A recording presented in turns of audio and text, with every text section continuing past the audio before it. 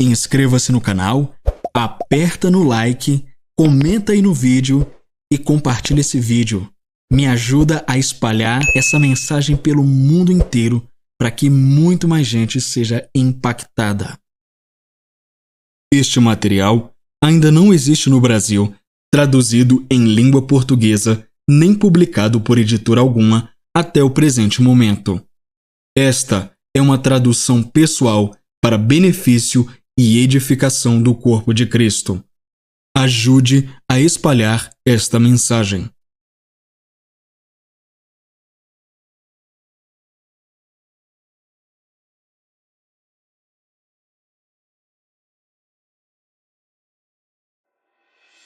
Opa!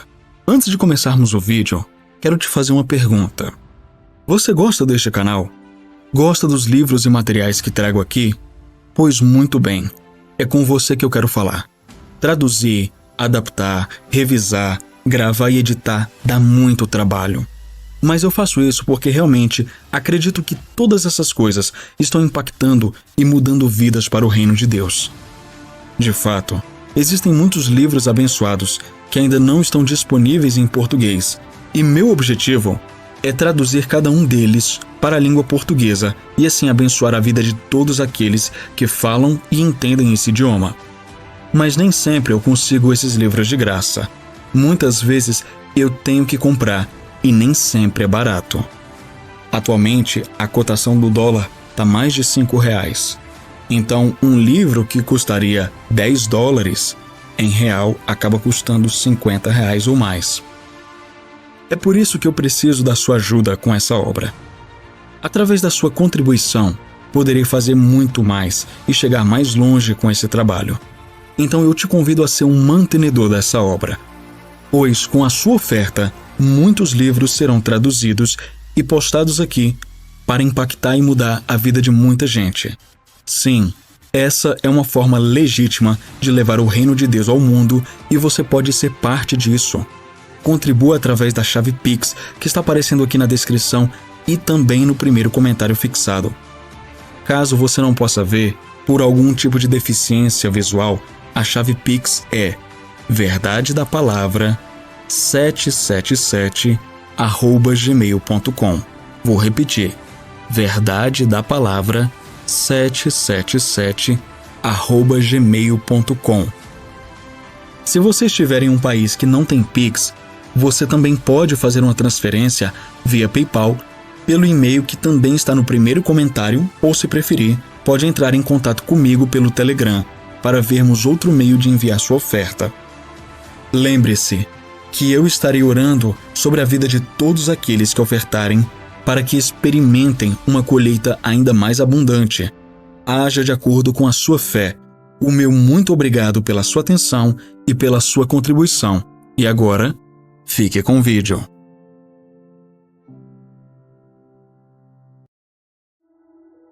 Capítulo 6. Proibido ultrapassar. Cercas de proteção. Proibido jogar entulho. Transgressores serão violados. Eu costumava rir sempre que passava de carro por esse cartaz. E não era nada escrito à mão, mas sim um cartaz em metal, profissional, postado em uma cidade em Oklahoma, não direi qual. Era até um daqueles com luzes fluorescentes ao redor, que dá para ler facilmente à noite. Mas quem escreveu deve ter se confundido, pois em vez de dizer violadores serão processados, disse transgressores serão violados. Espero que tenham apenas se confundido. Talvez não. Talvez naquela cidade a lei violasse os transgressores em vez de processá-los. Resolvi que não queria descobrir. A intercessão tem um aspecto relacionado à proteção. Ela constrói cercas ao nosso redor. A intercessão coloca indicações e sinais de alerta no espírito de que estamos protegidos. Proibido jogar entulho, Satanás. Violadores serão processados. No capítulo 19 de Josué, a palavra paga, intercessão, é usada várias vezes. A passagem descreve dimensões ou limites de cada tribo de Israel. É traduzida de várias maneiras nas diferentes traduções da Bíblia, incluindo estende-se e sobe, fronteira e divisa. A Bíblia Spirit Filed diz que paga, quando usada nesse contexto, é o limiar de uma fronteira. Você ficaria surpreso por a palavra traduzida como intercessão, paga, também ser traduzida como cerca? Não deveria. Para mim, parece bem lógico que cercas de proteção sejam relacionadas à oração. Quero ser enfático. Nós podemos fazer cercas ou muros de proteção ao nosso redor e ao redor de outros por meio da intercessão. Que consolo saber dessa verdade sobre essa palavra. Muitos cristãos acreditam que automaticamente estão protegidos de acidentes, destruição, armadilhas, assaltos satânicos, etc. Não fazemos nada para causá-los, que faz parte da vontade de Deus. Em outras palavras, quando Deus quer nos proteger dessas coisas, Ele nos protege. E quando escolhe não nos proteger, as permite. Essa crença significa simplesmente que quer que sejamos livrados de coisas destrutivas, quer não, depende totalmente de Deus e não de nós. Quem acredita nisso, geralmente pensa que nada acontece a um cristão que não seja permitido por Deus. Preste atenção nisso, caro leitor. Outros chegam a dizer que isso é verdadeiro para todos, não apenas para os cristãos. Acreditam que Deus está no controle de tudo o que acontece sobre a terra.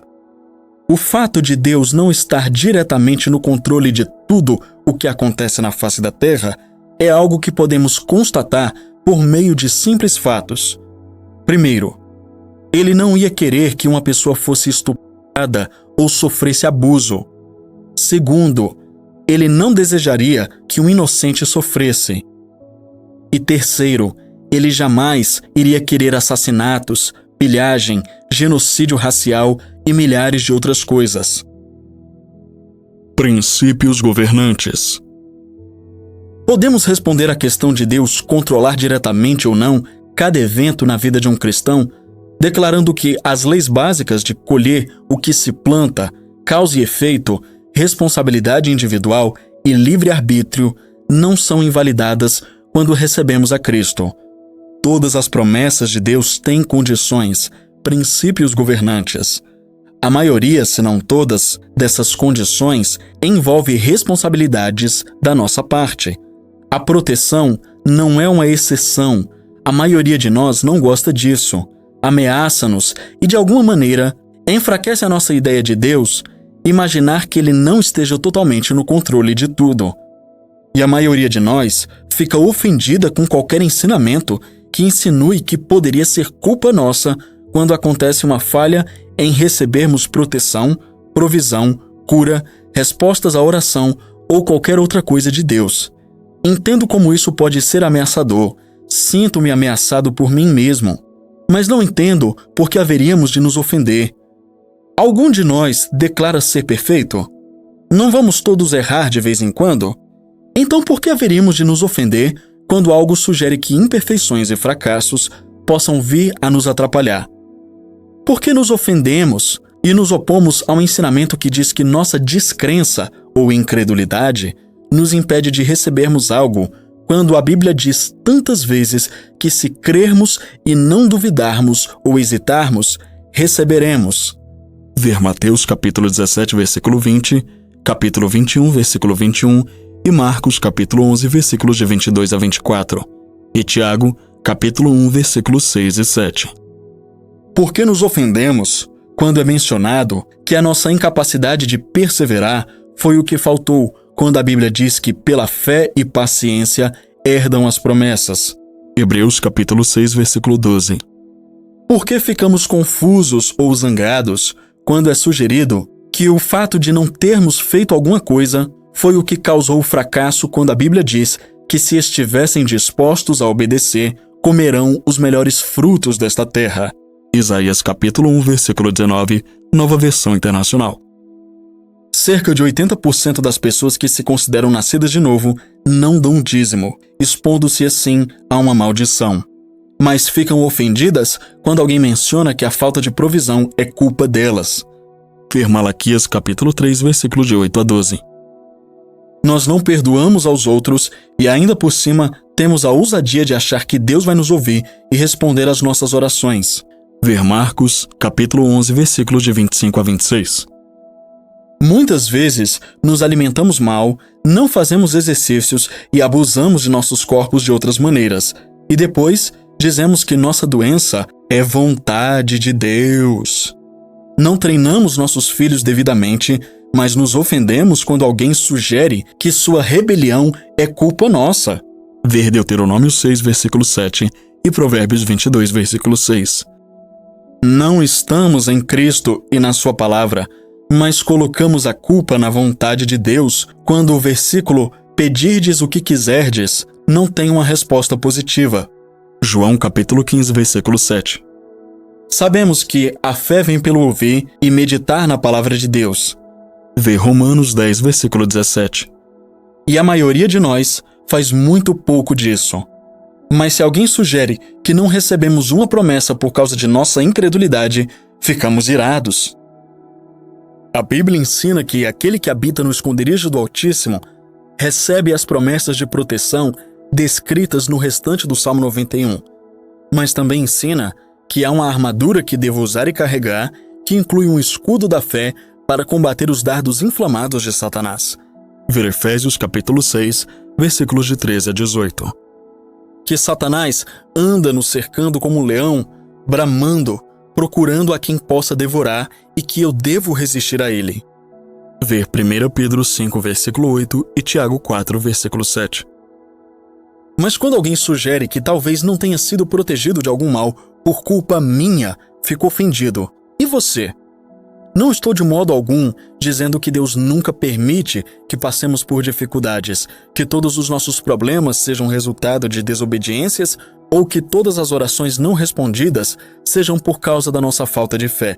Estou apenas dizendo que muitas coisas que saem erradas e muitas dificuldades são culpa nossa, não a vontade de Deus.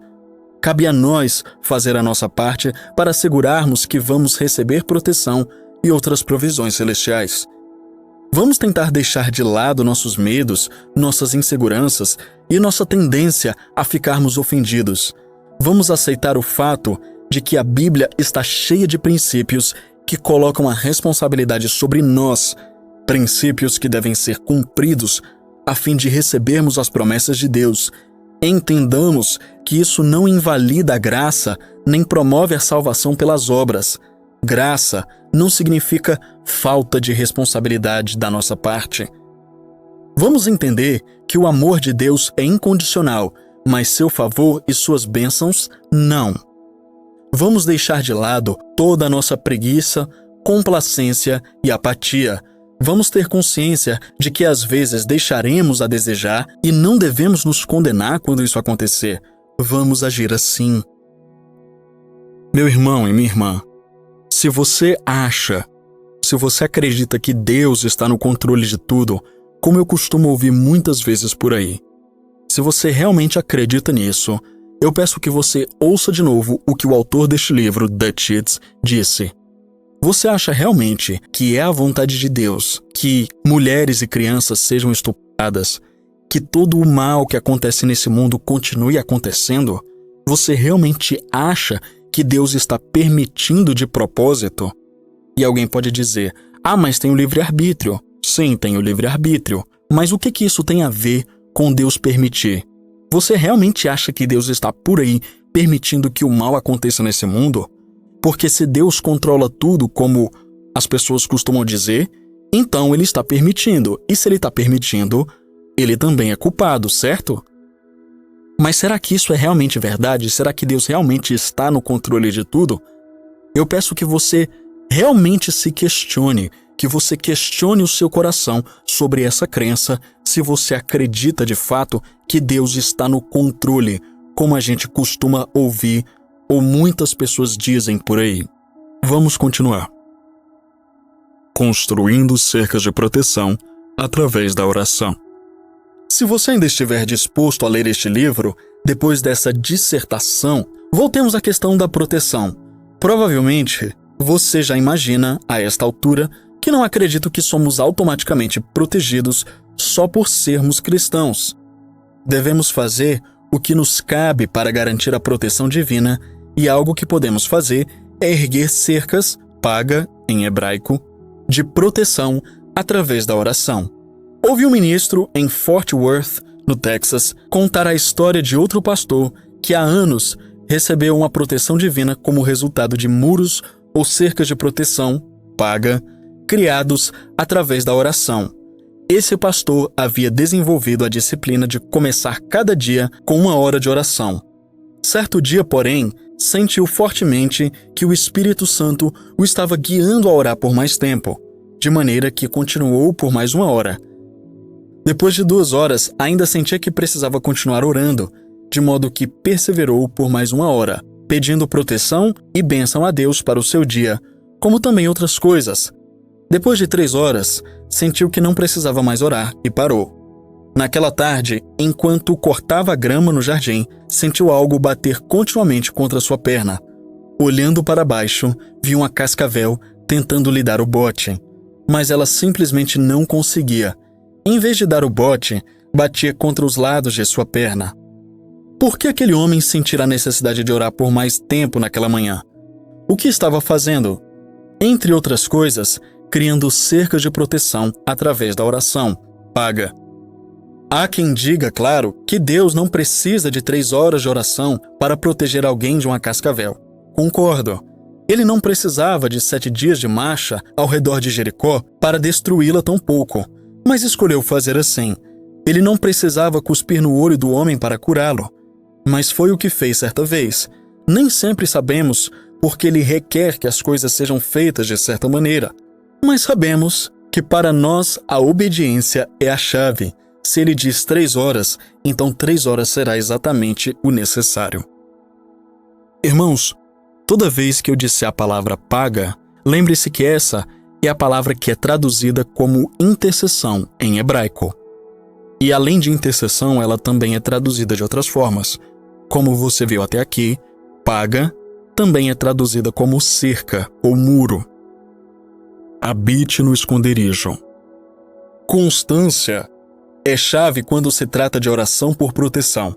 Devemos habitar no esconderijo para habitar debaixo da sombra protetora do Altíssimo. Aquele que habita no esconderijo do Altíssimo, a sombra do Onipotente descansará. Salmos 91, versículo 1. Jesus igualou o esconderijo do Altíssimo ao aposento de oração em Mateus 6, versículo 6. A palavra habitar no Salmo 91, versículo 1 é yashab, que significa permanecer ou morar, viver ou habitar.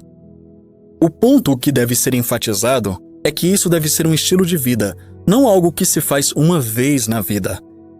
Devemos fazer desse esconderijo nossa moradia ou habitação. A vida de oração de muitos crentes é esporádica demais para se poder edificar paredes sólidas de proteção. A palavra habitar nesse mesmo versículo é luum, que significa, entre outras coisas, passar a noite. Vamos ler então com este significado. Aquele que habita no esconderijo do Altíssimo irá passar a noite à sombra do Onipotente. Em outras palavras, a oração é como a palavra de Deus. Não lemos tudo hoje para nos bastar a semana inteira. Temos de ter o nosso pão de cada dia, ou maná. Da mesma maneira, temos de ir ao esconderijo diariamente e quando fazemos isso, podemos passar a noite lá. Amanhã, porém, devemos voltar. Constância é a chave. Ouvi um ministro visitante em Eaton, estado de Ohio, contar o seguinte testemunho da proteção de Deus na Segunda Guerra Mundial. Ele serviu em um navio no qual ele e outros marinheiros separavam tempo para orar todos os dias, buscando a Deus pela sua proteção e também a do navio. O que eles faziam? Criavam cercos, paga, de proteção. Ele conta que, em uma batalha, um avião inimigo jogou uma bomba no convés do navio. Em vez de explodir, para a surpresa de todos, a bomba quicou e caiu na água, como se fosse uma bola de borracha. Ele diz que, então, batalha após batalha, o navio foi milagrosamente poupado. A hora certa de orar. Cercas de proteção. Proibido ultrapassar. Viva no esconderijo. Esse aspecto da intercessão não é apenas algo que fazemos de modo geral, regularmente pela nossa família e nossos amados. Também há momentos específicos nos quais o Espírito Santo nos adverte de certas situações que precisam de uma oração de proteção. Esses momentos são o que a Bíblia chama de kairos.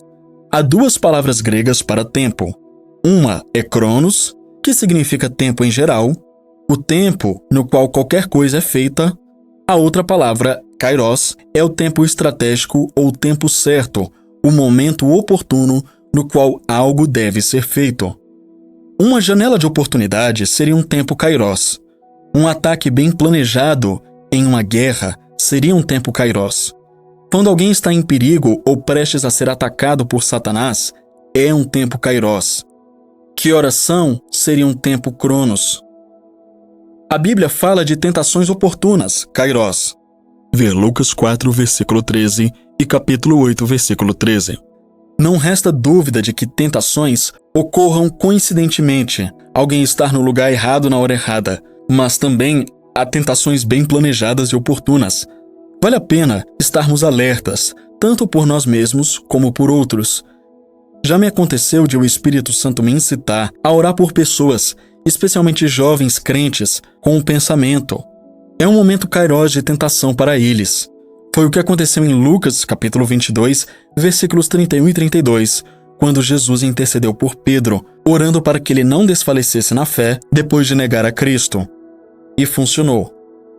Será que algumas pessoas que se afastaram de Cristo poderiam não ter se afastado se alguém tivesse intercedido por elas em oração? A Bíblia também nos fala de perseguições estrategicamente planejadas para determinado momento. Ver Atos 12, versículo 1 e capítulo 19, versículo 23. De modo geral, são enviadas para nos desencorajar, nos distrair ou, em casos extremos, nos destruir. Nessas referências, durante tempos de reavivamento e sucesso na igreja primitiva, Satanás lançou ataques bem orquestrados de perseguição e eles falharam. Será que muitas das perseguições contra a igreja não poderiam ser evitadas ou virem a dar em nada se estivéssemos alertas e intercedêssemos em oração contra elas? Esquecemos muitas vezes a instrução recebida de não nos apoiarmos no nosso próprio entendimento e falhamos em reconhecer o Senhor em nossa intercessão. Ver Provérbios 3, versículos 5 e 6. Nós não esperamos ou ouvimos as impressões do Espírito Santo e geralmente somos nós que saímos perdendo. Esquecemos que a nossa luta não é contra carne e sangue. Efésios 6, versículo 12. E que as armas da nossa milícia não são carnais. 2 Coríntios 10, versículo 4. Tememos ter consciência dos demônios e dar muita ênfase a eles, de modo que ignoramos isso. Às vezes, nossa busca por equilíbrio nos deixa desequilibrados. Efésios 6, versículo 18, cujo contexto é a guerra espiritual, diz que nós devemos estar vigiando por todos os santos e orando em todo o tempo, kairos, no Espírito. Ele não nos diz para orarmos o tempo todo, que seria cronos, mas sim para orarmos nos momentos estratégicos, kairos. Em outras palavras, estamos em uma guerra e se estivermos vigiando, ele nos avisará dos ataques do inimigo nos momentos certos, kairos, para que possamos construir uma cerca paga de proteção em oração. Kairos, um tempo para paga. Há anos, certa manhã, estava orando e o Senhor me deu uma imagem. Há quem chame de visão.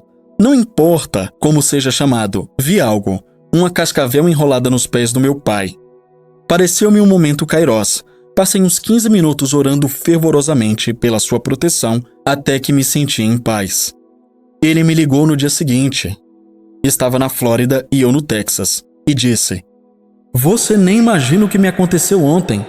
Jody, minha madrasta, foi ao barracão do quintal e antes de entrar direto, como geralmente faz, abriu a porta, parou e olhou para o chão.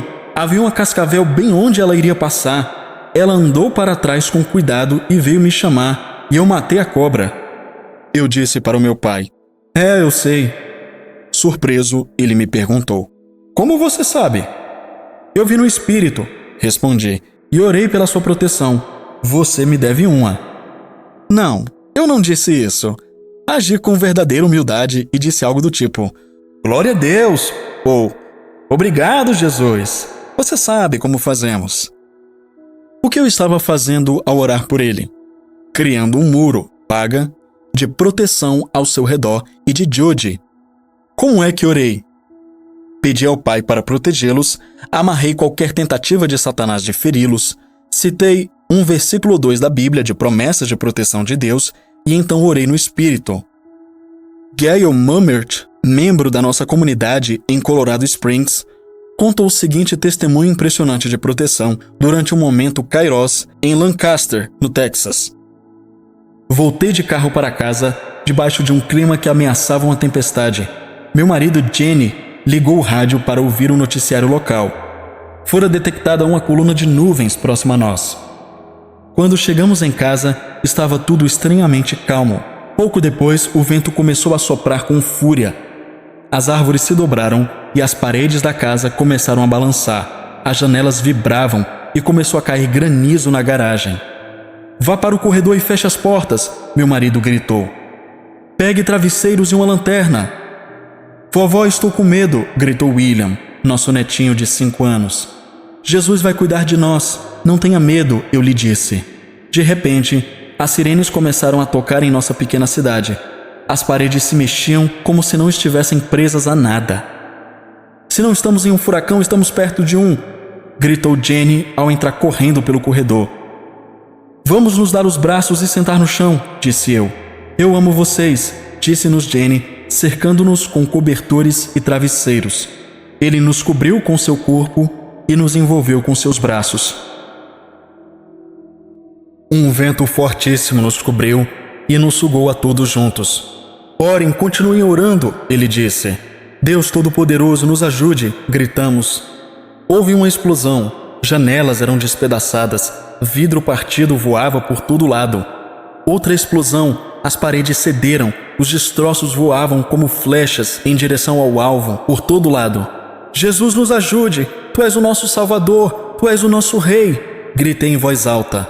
Olhei para cima, o telhado estava caindo sobre nós. Uma escada quebrou nas costas do meu marido. Agora comecem a louvar o Senhor, gritou Jenny em meio ao vento.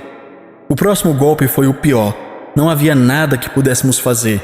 Só o Senhor para nos ajudar. Tudo estava fora de controle, mas sabíamos da soberania de Deus. Sabíamos que estava a ponto de morrer, mas gritamos. Obrigado, Jesus! Obrigado, Senhor! De repente, fui inundada de paz. Uma doce voz falou ao meu coração. Ouvi seu pedido de socorro. Dobrei os céus por vocês. Não importa o que aconteça ao seu redor, estou aqui protegendo-os. Comecei a chorar e sabia que Jesus estava nos protegendo. Parecia que seus braços nos cercavam. Eu sabia que estaríamos seguros. O furacão passou. Começou a chover tão forte como nunca vira antes. Estávamos seguros.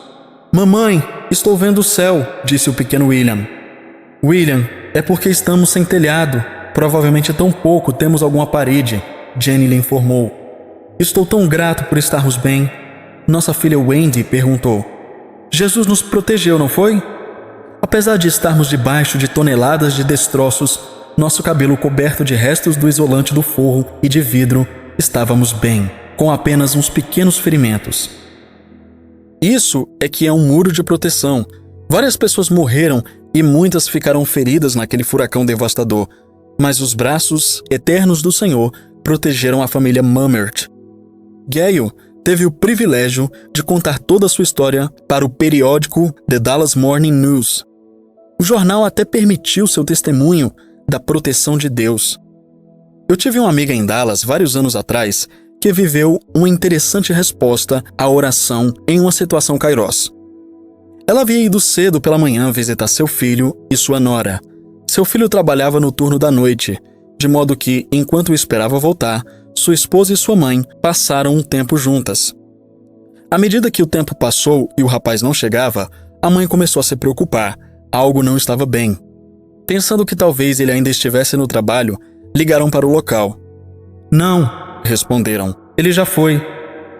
Ainda mais alarmada, a mãe disse: estou preocupada. Vamos até o trabalho dele. Ela imaginou que seu filho havia deixado o trabalho no horário de sempre e já deveria estar em casa, quando na verdade ele havia acabado de sair pouco antes de ela ligar.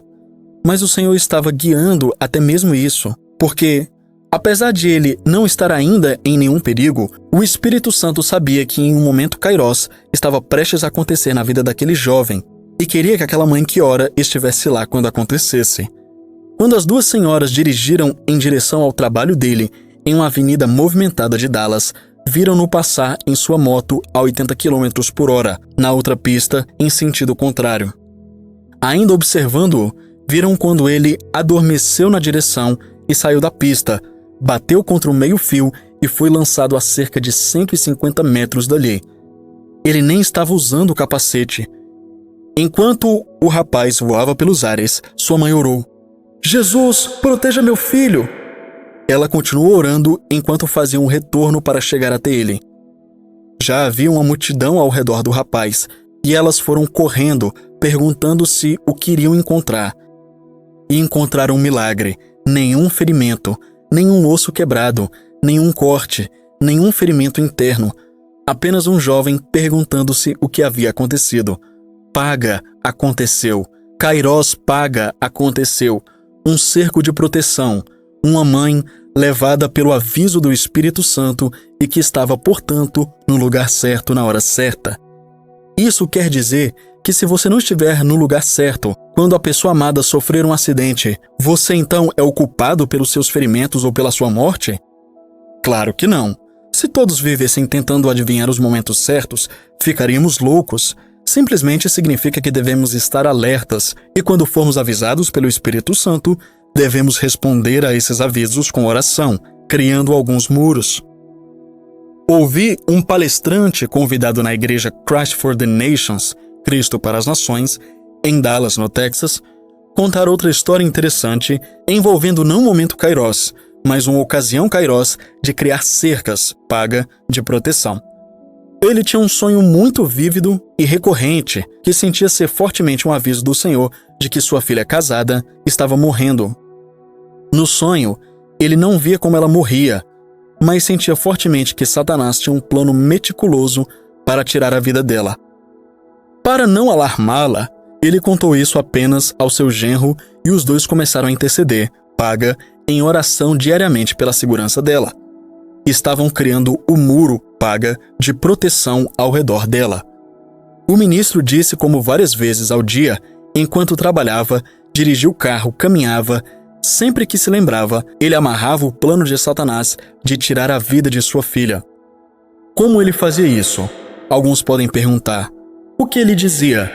Ele provavelmente dizia coisas como: Número 1. Pai, trago minha filha a ti. Isso é fazer uma reunião, paga, com Deus. Número 2. Eu te peço para protegê-la de qualquer armadilha que Satanás possa ter feito para ela. Tu disseste que nos livraria do laço do passarinheiro. Ver Salmos 91, versículo 3. Isso é criar cercas, paga, de proteção. Número 3. Obrigado por colocares esse peso, esse desejo de orar em meu coração, para que eu possa levantá-lo e afastar dela, Nasa, este encontro com a morte. Isso é levar a carga ou as fraquezas do outro que nos são postas, paga. Número 4. Satanás, eu amarro este seu plano e quebro qualquer vantagem que você possa ter adquirido nessa situação. Suas armas contra ela não prosperarão e você não vai lhe tirar a vida. Isso é enfrentar, paga, o inimigo para derrotá-lo. E número 5. Faço isso em nome de Jesus. Isso é fundamentar todas as nossas orações na obra que Cristo já fez. É representá-lo, ministrar o que ele já realizou, efetivar sua vitória. Cerca de um mês depois, lembre-se de que eu disse que era uma ocasião kairós e que ele orava diariamente. Sua filha recebeu uma promoção no trabalho. Com a promoção, recebeu também um seguro de vida, para o qual um exame médico era obrigatório. Foi então que, depois de um exame de sangue, o médico a abordou, quase em pânico, com a pergunta e os seguintes comentários. Moça, que dieta você tem seguido? Não há nenhum rastro de potássio em você. Você deveria estar morta. Não há explicação plausível para continuar viva. Quando essa deficiência ocorre, a pessoa normalmente sente-se bem, mas cai morta de repente. Temos de levá-la imediatamente ao hospital e começará um tratamento para repor o potássio em seu organismo. Ela sobreviveu, claro. Há semanas fazia uma dieta estranha, durante a qual só ingeria 2 tipos de alimentos. Apesar de não haver explicação plausível de como ela tinha conseguido sobreviver, sabemos da explicação espiritual. Uma cerca paga de proteção havia sido criada no espírito por meio da oração. Estou à sombra do Onipotente. Mantenha a distância. Talvez o exemplo mais impressionante de intercessão, de tempo Kairos, em minha vida, ocorreu em uma das minhas viagens a Guatemala. Eu era uma das 45 pessoas viajando para um lugar remoto, no rio Pasión, na floresta Petén. Nossa missão deveria construir uma combinação de estação médica e evangelização na margem do rio. Tínhamos de construir 2 prédios e também realizar algumas pregações pelos povoados vizinhos. Foi uma viagem impressionante. Comemos carne de macaco e de jiboia. Matamos tarântulas gigantes, um escorpião de uns 20 centímetros e uma cobra coral em nosso acampamento. Foi atacado por formigas que, sem sabermos, haviam se refugiado na lenha que estávamos transportando e sobre as quais dormíamos enquanto viajávamos a noite inteira rio acima. Voamos em aviões velhos da Força Aérea e pousamos em campos dos quais precisavam evacuar as cabras antes de chegarmos. Nada disso tem qualquer coisa a ver com a oração, mas é para que você saiba como eu sou inacreditavelmente corajoso e tenho sofrido pela causa de Cristo. Nosso líder, Happy Brooks, pediu que eu dirigisse o louvor da proa da nossa canoa esculpida em um tronco de árvore. Seu preferido era It's a good life living for the Lord. Que boa vida é viver para o Senhor. Ele também me fez soar meu grito de Tarzan, que era incrivelmente bom e reverberava por todo o rio e para a selva dentro. Os nativos dos povoados ficavam num leito do rio e ouviam. Como nunca tinham visto nem ouvido falar de Tarzan, claro, não ficavam terrivelmente impressionados. Na verdade, sua expressão era mais do tipo, quem é aquele idiota? Ou seja, até os animais da floresta começaram a vir até mim. Eles também tinham a mesma expressão. Mais uma vez, isso não tem nada a ver com oração, mas é só para que saibam como eu sou incrivelmente talentoso. Voltando ao propósito da história, antes de partirmos para a selva, passamos nossa primeira noite, sexta-feira, na capital da Guatemala, conhecida como Cidade da Guatemala. Tínhamos arranjado meses antes um acordo com a companhia aérea Guatemala para nos levar de avião no dia seguinte até a selva. Quando chegamos ao aeroporto, na tarde de sábado, fomos informados de que eles tinham mudado os planos e não nos levariam naquele dia, mas sim no próximo. Sentindo a necessidade de seguir conforme nosso horário por causa do tempo limitado que tínhamos para realizar nossa missão, nossos líderes pressionaram a companhia aérea por 3 horas para que honrassem seu acordo original. Não, disse o gerente em seu inglês ruim. Levamos vocês amanhã. Mas o senhor concordou em nos levar meses atrás, argumentamos. Não temos piloto disponível, responderam. Encontrem um, rogamos. Para que a pressa? Desfrutem a cidade, nos diziam. E assim foi por 3 horas. Entramos e saímos de escritórios, falávamos com o encarregado após o outro. Finalmente, exasperado, um deles jogou as mãos para cima e disse: Ok, vamos levar vocês agora. Entrem naquele avião, rápido. Todos nós corremos para o avião e jogamos nossas bolsas e ferramentas no bagageiro. Queríamos partir antes que eles mudassem de ideia. Naquela noite, a quase 400 quilômetros de distância, um terremoto abalou a cidade de Guatemala, ceifando cerca de 30 mil vidas em pouco mais de 30 segundos. Se tivéssemos ficado na cidade mais uma noite, como a companhia aérea queria, algumas pessoas da nossa equipe teriam morrido e outras ficariam feridas. Podemos dizer isso com certeza, porque, ao voltarmos à cidade, vimos o prédio no qual estivemos na noite antes ao terremoto e no qual teríamos passado a noite novamente, se não houvéssemos partido no sábado, com vigas enormes caídas sobre as camas. A conexão entre tudo isso e nosso assunto é que uma intercessora de nossa igreja em Ohio teve um forte sentimento de que deveria orar por nós no nosso segundo dia de viagem. Ela orou por 3 horas em intercessão intensa por nós. Adivinha que 3 horas foram aquelas?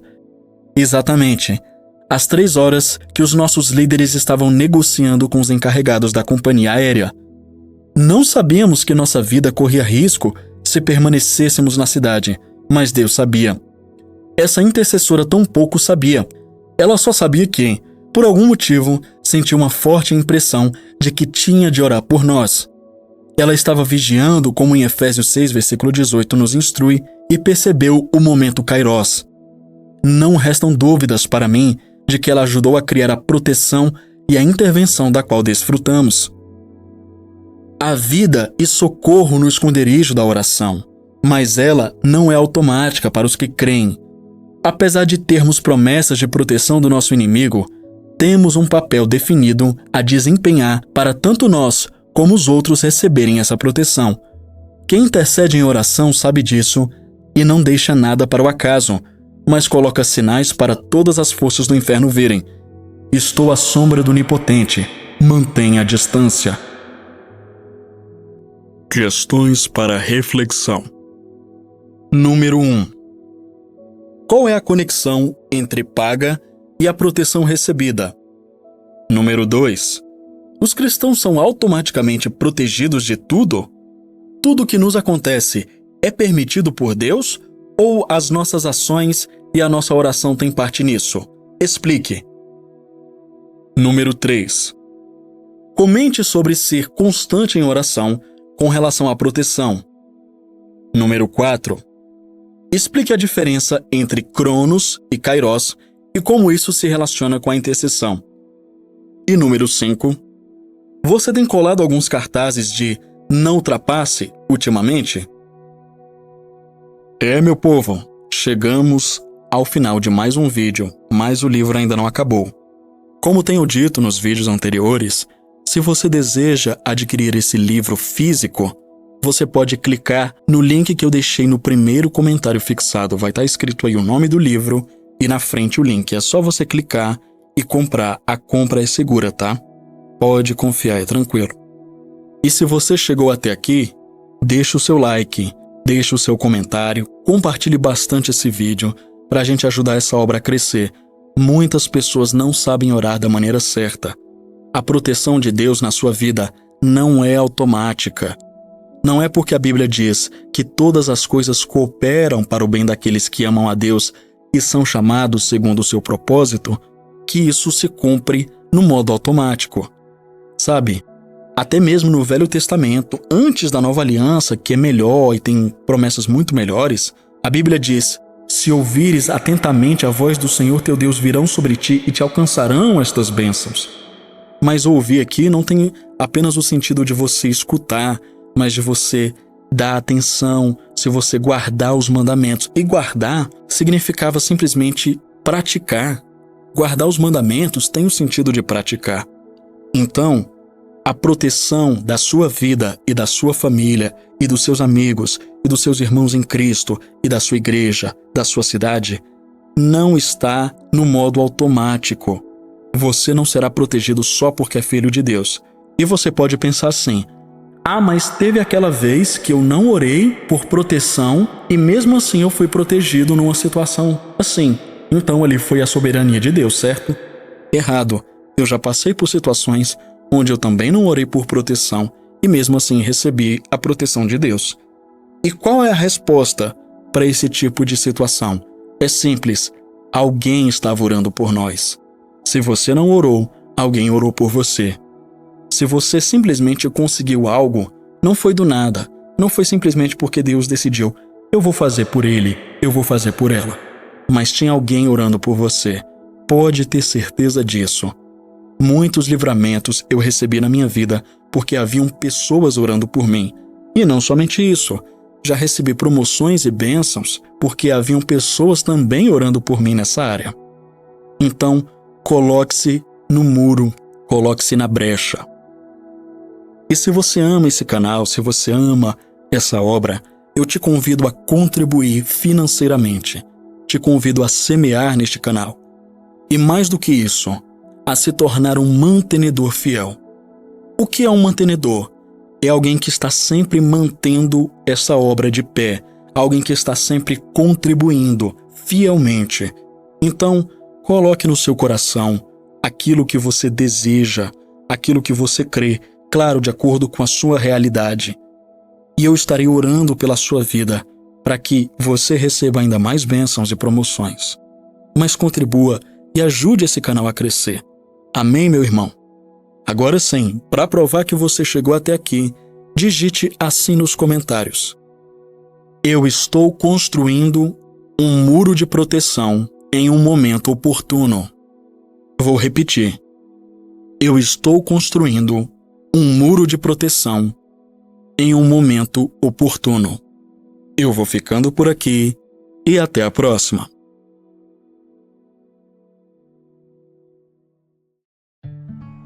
Que bom que você chegou até o final. E aí, já conferiu sua inscrição no canal? Já ativou o sininho? Se você ainda não é inscrito, não perca o seu tempo e se inscreva agora. Também deixa o seu like, porque isso ajuda muito o canal e faz com que esse conteúdo alcance mais pessoas. Obrigado pela sua presença aqui e até a próxima. Tchau!